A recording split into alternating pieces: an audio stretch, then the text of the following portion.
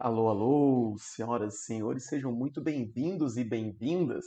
Este é um vídeo sobre estruturas cristalinas, cristalografia, que é um assunto normalmente trabalhado no ensino superior, mas que faz parte do edital dos vestibulares do IME e do ITA. Então, esse vídeo é focado nessa preparação para os vestibulares, tá bom? Mas pode ser que ajude a galera do ensino superior também nas disciplinas iniciais de ciência dos materiais. Vamos nessa?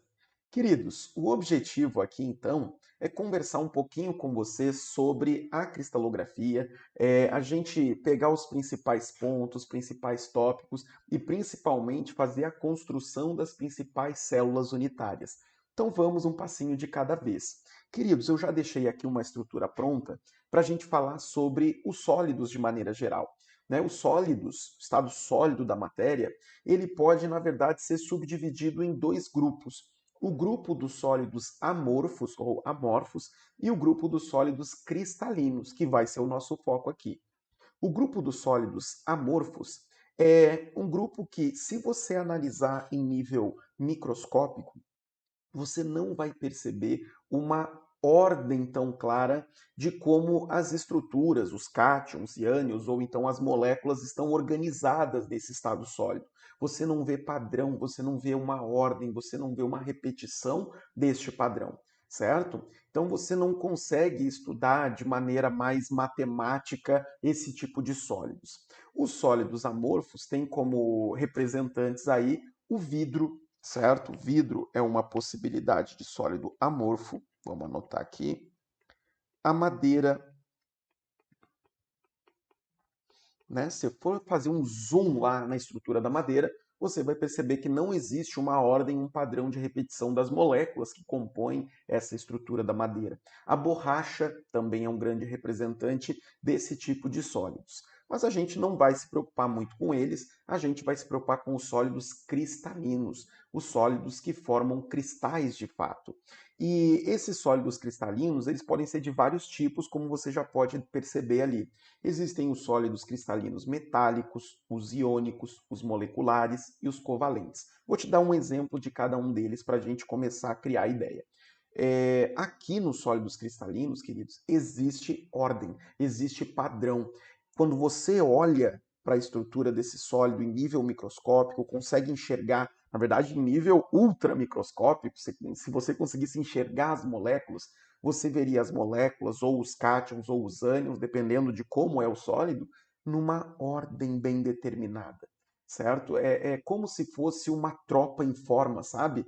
Você vê a tropa direitinho ali, você vê um padrão um atrás do outro, para qualquer lado, de qualquer lado que você olhe, você consegue perceber esse padrão de repetição. E é isso que vai mais nos interessar. Então, queridos, exemplo de sólidos metálicos. Os metais em geral, no estado sólido, como o ferro, como o ouro, o alumínio, todos esses metais, quando você analisa a estrutura cristalina, quando você analisa a estrutura molecular, no caso aqui a estrutura atômica dos metais, você vai perceber uma ordem, um padrão, uma repetição. Em longo alcance, certo? Então você olha e a perder de vista você vai perceber esse mesmo padrão se repetindo. Sobre sólidos iônicos, em geral, os sólidos iônicos representados aqui pelo NaCl, eles vão ter uma estrutura cristalina muito bem definida. Se eu pudesse dar um zoom lá nos cátions e ânions que compõem a estrutura do sal de cozinha, você vai ver uma ordem, um padrão, uma repetição. Beleza? Sólidos moleculares, por exemplo, o açúcar, né? Ele é composto de moléculas. O açúcar, ele é composto de moléculas, moléculas de sacarose que vão se repetindo de acordo com uma ordem, um padrão de repetição em longo alcance, tá bom? E por último, os sólidos covalentes, eles se diferenciam dos sólidos moleculares, porque os sólidos moleculares, eles têm as suas moléculas organizadas e essas moléculas vão ligar entre si por forças intermoleculares. Agora, num sólido covalente, os átomos que compõem o sólido, eles ligam-se por ligação covalente mesmo, certo? É o caso da estrutura do carbono diamante. certo? Então, se você for olhar para a estrutura do carbono diamante, você vai perceber uma ordem, um padrão, você vai perceber que os átomos de carbono se ligam de acordo com uma estrutura tetraédrica e as ligações que criam o sólido são ligações covalentes. Beleza? Certo. Queridos, existe um conceito muito importante aqui, que é o conceito de célula unitária. E está escrito aí já para vocês terem em mente. Célula unitária é a menor estrutura possível capaz de reproduzir o cristal todo. Então imagina que você pudesse observar num cristal aquilo que gera o padrão de repetição, aquilo que, se repetido em direções e sentidos bem definidos, bem determinados, você consegue construir o cristal todo. Pega a menor estrutura possível e repete ela para cima, repete ela para baixo, repete ela para a direita, para a esquerda, e você vai ter exatamente esse conceito. Tá? Então você consegue reproduzir o cristal todo a partir de uma pequena estrutura. Tá? Então está escrito ali, ó, quando repetida de forma adjacente em direções bem definidas. Bacana. É isso que vai ser o nosso foco. A gente vai tentar descobrir as células unitárias e, a partir das células unitárias, determinar as características dos cristais de maneira geral. Tá bom? Queridos, uma reflexão aqui para vocês. Vamos pensar em duas dimensões primeiro. Imagina que você queira preencher uma parede com azulejos, certo? E os azulejos, eles são sempre polígonos regulares. Então, polígonos exatamente com lados iguais, certo? Imagina que você queira revestir a parede com arestas, na verdade, com esses polígonos triangulares, azulejos triangulares. Será que a gente consegue? Consegue, né? Se forem triângulos equiláteros, você vai completando. Bota um azulejo assim, outro assim, outro assim, outro assim. E você percebe que você vai conseguir revestir a parede toda sem deixar nenhuma fresta, né? Mesma coisa com quadrados, é possível, né? Se você for fazer o revestimento com quadrados, você vai colocando um quadradinho do lado do outro e você vai ter a parede revestida sem falhas, né? Sem nenhum tipo de fresta. Então, a célula unitária é cada quadradinho que você vai colocando, né, repetidamente para a direita, para a esquerda, para cima e para baixo, e você vai ter a parede toda revestida. Agora, se você tentar fazer isso com pentágonos regulares, você vai ver que não vai rolar. Se você pegar um pentágono regular, aqui, claro, eu estou fazendo um desenho à mão livre, mas pela ideia. Bota um pentágono aqui, depois imagina que você conecte um outro pentágono aqui. Agora, para o próximo pentágono, já vai ter alguns problemas.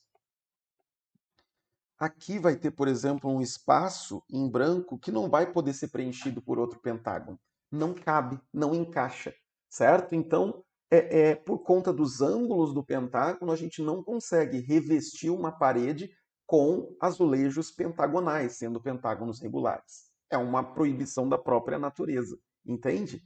Agora, se forem hexágonos, vai rolar, né? Hexágonos, colocamos aqui, 5, 6, tá, 5, 6, pronto. Aí você consegue conectar, você consegue conectar o outro hexágono aqui certinho e você consegue fazer o preenchimento sem nenhum tipo de falha. Percebe? Então, a gente consegue, né, ter uma matemática para saber que tipo de estruturas conseguem revestir a parede toda e que tipo de estruturas não conseguiriam, como os pentágonos.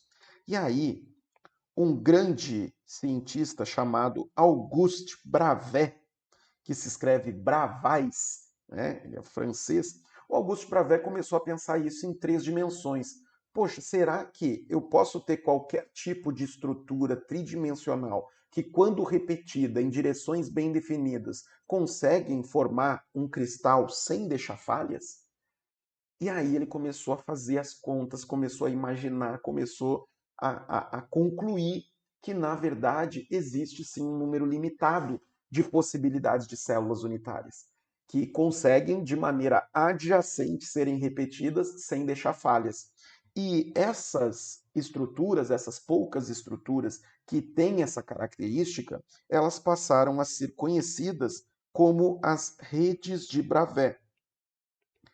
Então, nós temos aqui as redes de Bravais.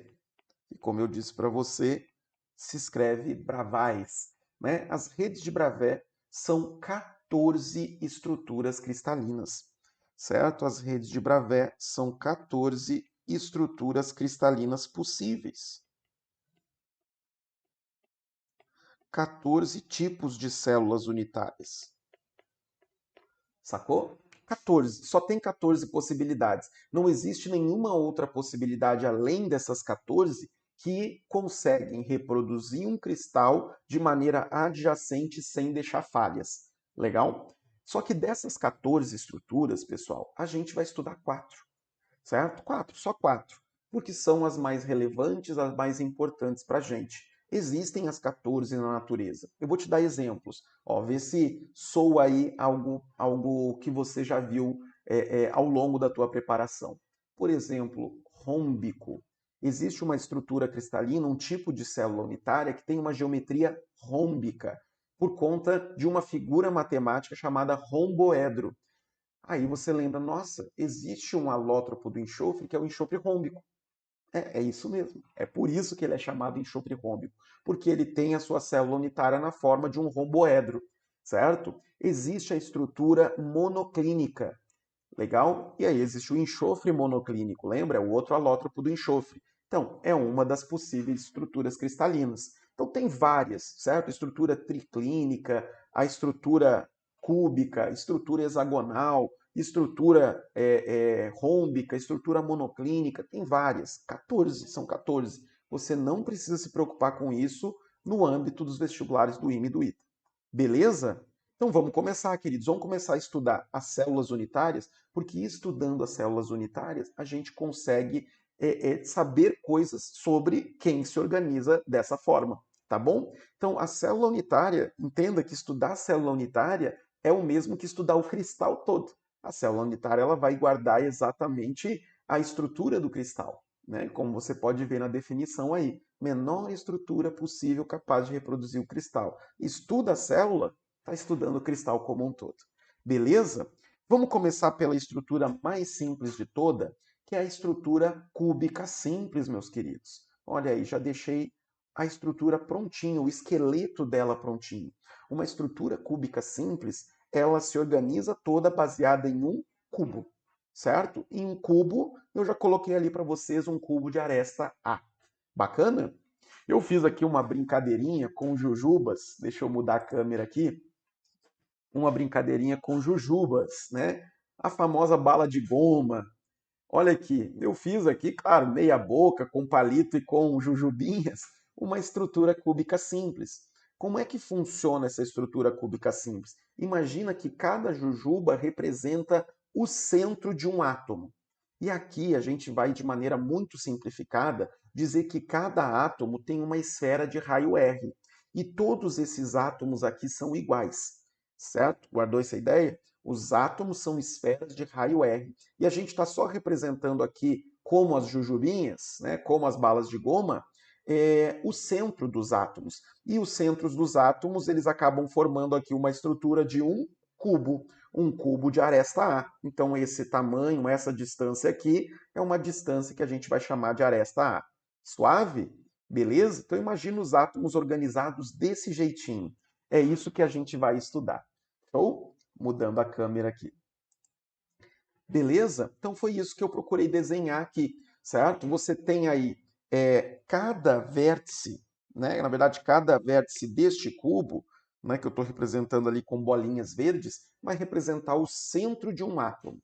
Repito, os átomos aqui vão ser entendidos como esferas de raio R. Isso vai ser importante para a gente daqui a pouco, tá bom? Para fazer um desenho um pouquinho melhor de como os átomos estão organizados, eu vou trazer para vocês uma figura já prontinha. E a gente vai destrinchar essa figura. Ó. Dá uma olhada nela aí. Eu vou trazer ela para o nosso estudo aqui. Ó. Isso aqui é um desenho em corte, eu acho que você já consegue perceber como os átomos estão. Né? Cortando ali, você enxerga a estrutura dos átomos, você percebe que os átomos vão deixar espaço vazio entre eles, tá vendo? Vai ter espaço vazio entre os átomos e a gente vai precisar discutir um pouquinho sobre tudo isso. Você está percebendo uma coisa importante aí? A aresta, ela é igual a 2 vezes o raio. Isso vai ser tão importante que eu vou anotar. Gente, a aresta, opa, vai ser igual a 2 vezes o raio. Então, esses átomos que são vizinhos, que estão em vértices adjacentes, eles se tangenciam. Se eles se tangenciam, então a gente entende que a aresta vai ser igual a 2 vezes o raio. Suave? Beleza? Queridos, agora a gente precisa, para estudar essa estrutura cúbica simples, falar sobre dois tipos de grandezas, duas informações que a gente precisa conhecer sobre uma estrutura cristalina, sobre uma célula unitária. Primeiro é o chamado número de coordenação, que a gente vai abreviar aí como NC, quando necessário. Número de coordenação. Guarda a ideia. Queridos, número de coordenação é o número de átomos que são vizinhos a um dado átomo. Número de átomos que são vizinhos em um dado átomo. E o número de coordenação é uma característica da célula. Então, não importa qual vai ser o átomo que eu vou pegar como referência, o número de coordenação vai ser sempre o mesmo, certo? Então, olha bem, eu vou, por exemplo, pegar este átomo aqui como referência para a gente imaginar o número de coordenação dessa estrutura. Repito, número de coordenação é o número de átomos que são vizinhos a esse átomo que eu marquei de roxo agora. E aí?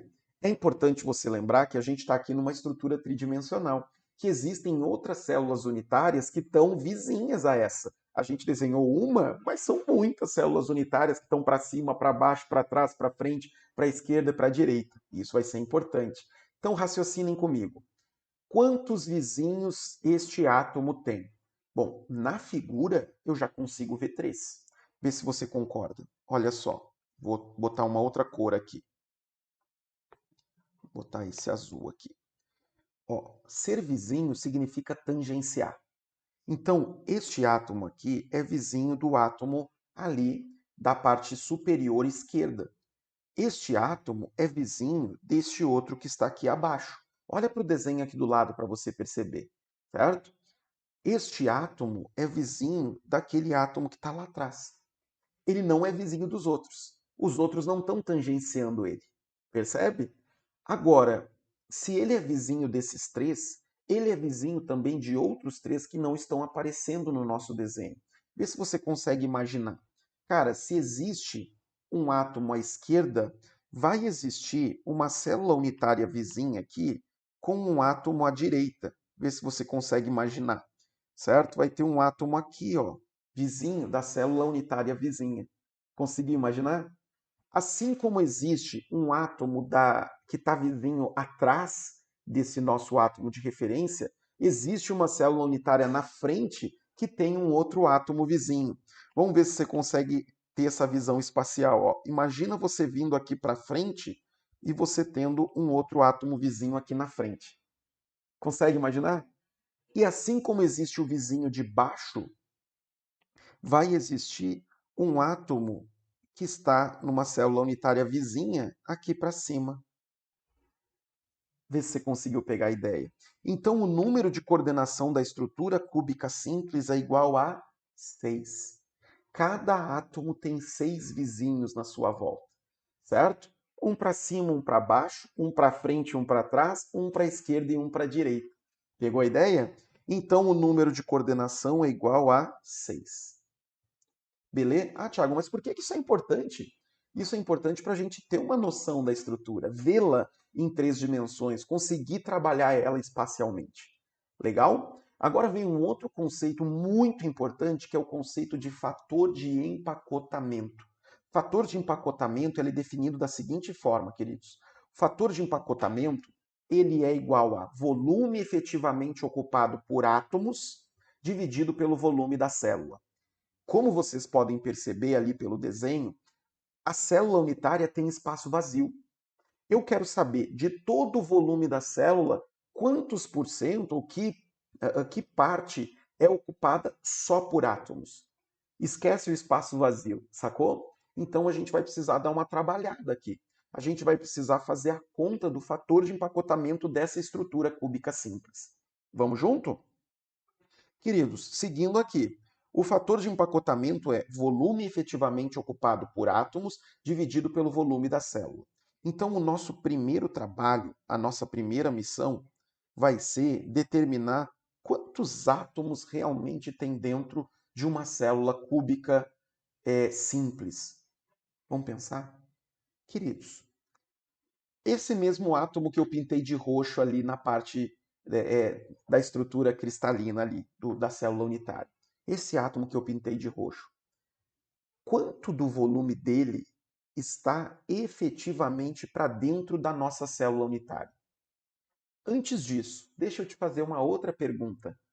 Este átomo que está pintadinho de roxo ali, ele pertence ao mesmo tempo a quantas células unitárias?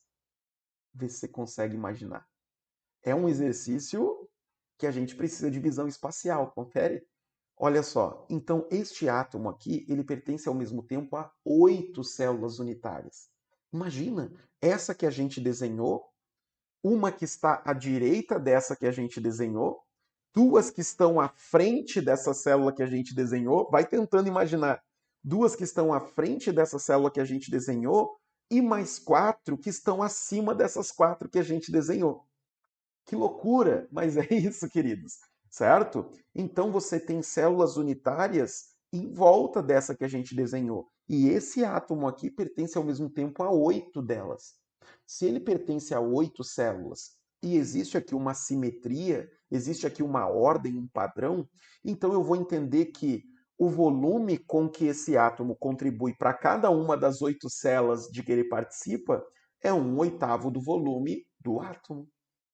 Pegou a ideia? 1/8 do volume do átomo. Beleza? Então, peraí. Quantos átomos assim nós temos? Quantos átomos assim nós temos na nossa célula unitária? Bom, um cubo tem 8 vértices. Nesses 8 vértices, em cada um desses 8 vértices, tem um átomo, contribuindo com 1/8 do seu volume. Beleza? Olha o que eu vou fazer aqui. Então, o que eu vou botar entre parênteses aqui é 8 vezes 1/8. 8 átomos que contribuem com 1/8 do seu volume para dentro da nossa célula unitária. Percebeu a ideia? Beleza, então eu já sei quantos átomos eu tenho. Agora, qual vai ser o volume ocupado por esses átomos? O volume ocupado por cada um desses átomos é o volume de uma esfera de raio R. Foi a nossa premissa lá no começo da aula. Sempre eu vou entender que todos os átomos aqui são iguais e tem um raio R. São esferas. Então, eu vou pegar aqui o volume de uma esfera, que é 4/3 de πr ao cubo. Pegou? Tudo bem? 4/3 de πr ao cubo é o volume de um átomo, o volume de uma esfera. E vou dividir isso pelo volume da célula. Mas quanto vale o volume da célula? A célula é um cubo de aresta A. Se ele é um cubo de aresta A, então vai ser igual a aresta ao cubo. Só que a aresta não é igual a 2R? Já vamos substituir. A aresta é igual a 2R e o volume do cubo é a aresta ao cubo. Então eu já vou escrever aqui 2R ao cubo. Beleza?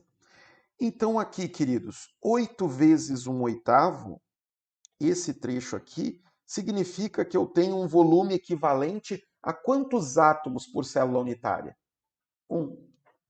Como são 8 átomos contribuindo com 1/8 do volume, é como se eu dissesse para você que dentro de uma estrutura cúbica simples, o volume efetivamente ocupado por átomos é o volume de um átomo. 4/3 de πr ao cubo. Então vamos repetir essa informação aqui.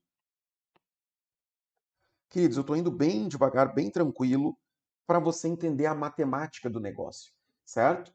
Então aqui ficamos com 4/3 de πr ao cubo, dividido por 2 ao cubo é 8, 8r ao cubo.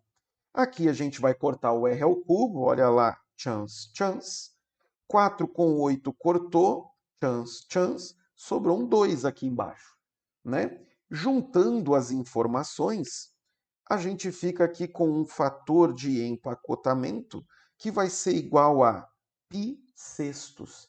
Olha lá, aquele 3 que está embaixo vai se juntar ao 2 e nós vamos ter aqui π sobre 6. Esse é o valor do fator de empacotamento de uma estrutura cúbica simples. Vamos transformar isso em um valor decimal para a gente entender? Vou puxar minha calculadorazinha aqui e eu vou pegar o valor de π, certo? Deixa eu arrumar aqui.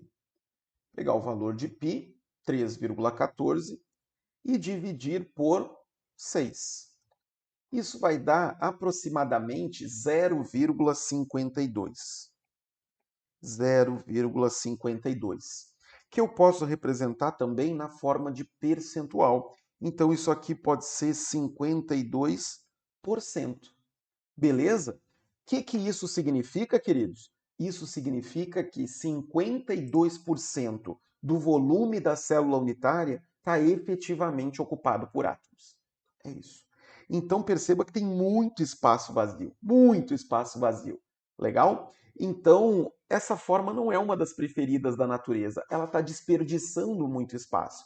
Então você não vai encontrar muitos exemplos de uma estrutura cúbica simples entre as substâncias da natureza.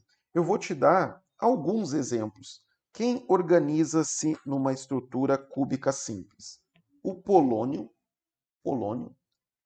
E se você pensar nos cátions de césio, no cloreto de césio, ou nos ânions cloreto, no cloreto de césio, você está olhando para uma estrutura cúbica simples. Analisou a estrutura do polônio, você vai ver exatamente os átomos do jeitinho que a gente viu, cada um num vértice do cubo, ocupando 52% do volume de uma célula unitária. E os outros 48%? Espaço vazio. Tudo bem? Se você olhar só para os cátions de césio na estrutura do cloreto de césio, você vai ver uma estrutura cúbica simples. Assim como se você olhar só para a estrutura dos cloretos, você vai ver uma estrutura cúbica simples. Suave, queridos? Tudo bem? Então, são informações importantes. Fator de empacotamento, o número de coordenação e essas relações geométricas aqui que a gente estabeleceu. Fechado? Beleza? Vamos embora para a próxima? A próxima vai ser a estrutura cúbica de corpo centrado. Vamos lá? Vamos nessa? Estrutura cúbica de corpo centrado, pessoal, que a gente vai representar como CCC. Essa estrutura, ela também tem como esqueleto um cubo de aresta A, certo? Tudo começa com um cubo de aresta A. E você vai ter um átomo centrado em cada vértice deste cubo. Então, não muda muita coisa com relação à estrutura cúbica simples até aqui. Só que a gente vai ter também um átomo centrado no centro do cubo, certo? E esse átomo no centro do cubo muda o jogo todo. E aí, eu quero que você entenda essa estrutura. Fiz aqui também a nossa jujubinha. Deixa eu mudar aqui a câmera. Nosso esqueminha com balinha de goma. Olha aqui que bonitinho. Certo? Você tem aqui, ó, a estrutura cúbica, né? Você tem um cubo, ó, vou virando aqui para vocês verem. Você tem um cubo, mas lá no meio do cubo você tem um átomo lá, nossa balinha de goma amarela. Ó, beleza, certo? Essa é a estrutura cúbica de corpo centrado. Um átomo no centro de centrado em cada um dos vértices do cubo e um átomo exatamente lá no meio do cubo. Certo? Beleza? Vamos enxergar isso de uma maneira um pouquinho mais detalhada, tá? Vou puxar aqui também de novo um desenho já pronto, mas que vai nos ajudar bastante. Ver se você vai pegar a ideia junto comigo aqui, tá? Então veja, nós temos aqui a estrutura cúbica de corpo centrado, representada ali com os pontinhos, e aqui um corte um pouco melhor da estrutura.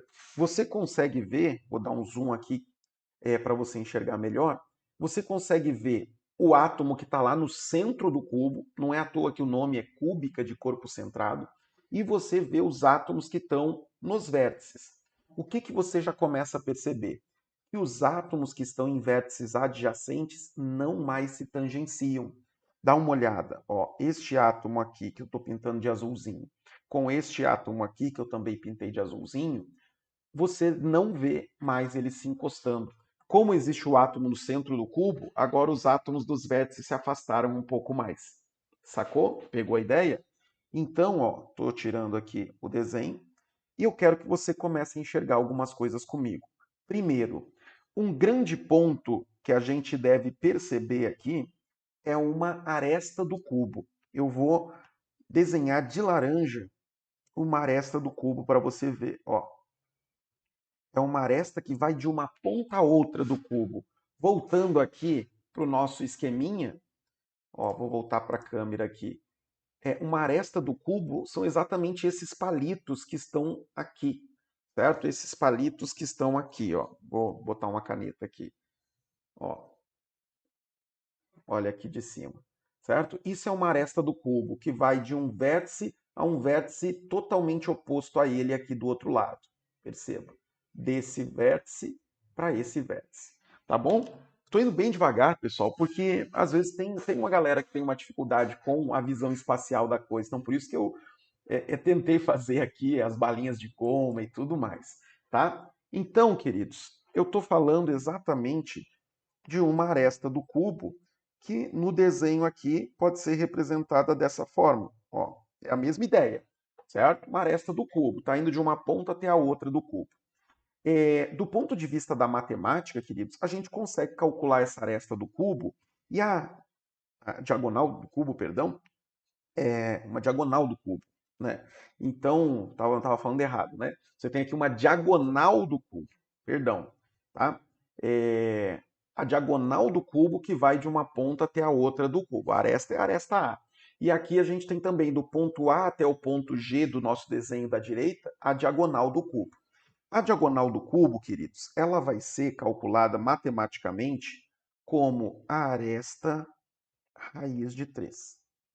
Você consegue fazer com Pitágoras aí, com o teorema de Pitágoras numa boa, tá? Aresta raiz de 3. Só que você também está percebendo, por esse desenho do lado, aqui está a nossa diagonal do cubo. Olha ela aqui, diagonal do cubo, certo? Você está percebendo que essa diagonal do cubo, ela é igual a 4 vezes o raio de um átomo. Percebe? Vê se você conseguiu enxergar. A gente está pegando ali um plano de corte que é mais ou menos assim, ó. Você está cortando o nosso cubo desse jeito. Imagina que você passasse ali uma faca no nosso cubo, do jeitinho que eu estou montando aqui com essa cor mais rosinha. Ó, é exatamente disso que eu estou falando aqui. É essa estrutura aqui, ó. Pá, pá. É desse corte que a gente está falando. E nesse corte você consegue perceber que a diagonal do cubo passa exatamente no meio do centro, né, do átomo que está no centro, e você consegue ter 4 vezes o raio. Quando eu junto essas duas informações, então eu consigo perceber que a minha aresta é igual a 4R sobre raiz de 3. Eu vou deixar desse jeito mesmo, tá? Não vou nem me preocupar em fazer a racionalização dessa informação, tá? Vamos colocar ela aqui no meinho, né? Quando você iguala, ou se a diagonal é a mesma coisa que a aresta raiz de 3, e ela também é igual a 4 vezes o raio, juntei as duas informações e isolei a aresta. A aresta vai ser igual a 4R sobre raiz de 3. Tiago, por que vai ser importante a aresta estar em função do raio? Para a gente calcular o fator de empacotamento daqui a pouquinho. Queridos, qual vai ser o número de coordenação da estrutura cúbica simples? Vou voltar aqui. Cúbica simples não, cúbica de corpo centrado. Qual vai ser o número de coordenação? Lembra que número de coordenação tem a ver exatamente com o número de átomos que são vizinhos a um dado átomo da nossa célula unitária. E esse número de coordenação, ele é igual para todos os átomos. Ele é uma característica da estrutura, da célula unitária. Beleza? Então, vamos pegar este átomo que está no centro do cubo, que é o mais fácil de enxergar. Quantos vizinhos ele tem? Lembra que o conceito de vizinhos é átomos que tangenciam esse. E você vai perceber que todos os 8 átomos que estão nos vértices tangenciam o átomo que está no centro do cubo. Dá uma olhada nesse desenho que está à direita ali, que fica mais fácil de enxergar. Os 8 átomos que estão nos vértices do cubo tangenciam o átomo que está no centro do cubo. Então, o número de coordenação aqui dessa estrutura chega a ser até mais simples, né? Ele vale 8. São 8 vizinhos que cada átomo tem. Se você pegasse um átomo de vértice, você também vai ter certeza de que ele tem 8 vizinhos. Só fica um pouquinho mais difícil de enxergar. Beleza? Queridos, fator de empacotamento dessa estrutura. Lembra, o fator de empacotamento continua sendo volume efetivamente ocupado por átomos dividido pelo volume da célula. O que nos faz agora pensar o seguinte: quantos átomos efetivamente eu tenho dentro da estrutura cúbica de corpo centrado? Quantos átomos efetivamente eu tenho? Volta ali. Eu tenho ainda 8 átomos que estão nos vértices. Esses 8 átomos continuam contribuindo com 1/8 do seu volume para dentro da célula unitária. Certo? Esses 8 átomos continuam contribuindo com 1/8 do seu volume. Então, vou anotar aqui, ó. São 8 átomos contribuindo com 1/8 do seu volume. Mas, agora eu tenho o átomo que está lá no centro do cubo. E esse átomo está integralmente dentro do cubo. Se ele está integralmente dentro do cubo, nós vamos ter aqui mais um átomo, volume de mais um átomo. Então, quando você faz aqui 1/8 vezes 8 mais 1, ó, 1/8 vezes 8 mais 1, isso mostra que o volume efetivamente ocupado por átomos dentro de uma estrutura cúbica de corpo centrado é equivalente ao volume de 2 átomos, certo? Volume de 2 átomos. Beleza? Então é como se tivesse 2 átomos ali dentro. Continua tendo espaço vazio, né? Você está percebendo ali pela figura, continua havendo espaço vazio, mas ele talvez esteja sendo melhor ocupado, o espaço da célula sendo melhor ocupado do que na estrutura cúbica simples. Vamos conferir se isso é verdade? Vamos lá. 8 vezes 1/8 mais 1, são 2 átomos, vezes o volume de cada átomo, que a gente já entendeu que é o volume de uma esfera. 4/3 de πr ao cubo. Boa?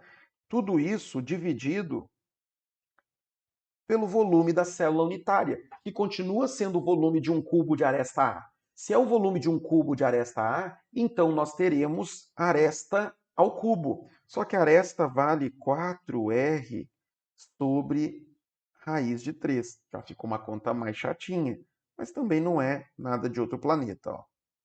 Aresta ao cubo. Beleza? Vamos arrumar isso aqui. 8 vezes 1/8 mais 1, isso é 2. 2 vezes 4/3, aqui em cima ficamos com 8/3 de πr ao cubo, boa? Divididos por, aí vai, 4 ao cubo é 64. Então ficamos com 64r ao cubo, e aqui embaixo, dividido por raiz de 3 ao cubo, fica 3 raiz de 3. Legal? Agora olha lá o festival da cortada. R ao cubo, chance. 3 com 3, chance. 64 com 8, chance. Ainda sobra um 8 aqui. Né? Então, reorganizando as informações, nós teremos aqui que o fator de empacotamento da estrutura cúbica de corpo centrado vai ser igual a raiz de 3π sobre 8. Confere aí. Raiz de 3π sobre 8. Consegue fazer a conta para ver em decimais quanto dá isso aproximadamente? Raiz de 3π sobre 8. Raiz de 3, 1,73, vezes o π 3,14, divididos por 8. Isso dá aproximadamente 0,68. Ou seja, aproximadamente 68% do volume total da célula unitária é efetivamente ocupado por átomos. Ainda temos aí 32% do volume da célula sendo espaço vazio. Percebe? Tudo bem? Então, é um fator de empacotamento melhor do que da estrutura cúbica simples. Lembra que a cúbica simples era 52%. Aqui já são 68%. Suave? Beleza? Vou te dar exemplos aqui. Quem será que se organiza nessa estrutura cúbica de corpo centrado? Aqui já começa a ter mais exemplos.